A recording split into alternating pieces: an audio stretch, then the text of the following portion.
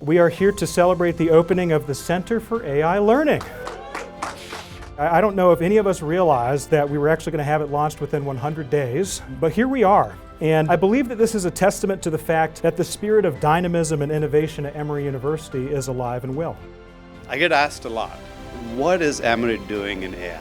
We engage because we care about health, about social justice, about law, about entrepreneurship and the economy, and we care about the arts and humanities. And for these reasons, we would like to use the most powerful tools that exist to further the things that we care about. And AI is one of those tools. When I speak to community leaders and employers around the Atlanta metropolitan area, they are also pleasantly surprised to know that our students are being equipped with the tools they need to lead in this new AI era. In fact, I can't even keep them away. I'm deeply grateful that you're all here to support the center. I'm delighted that it's taken off in the way it has, and I know it'll thrive. 3, 2, 1.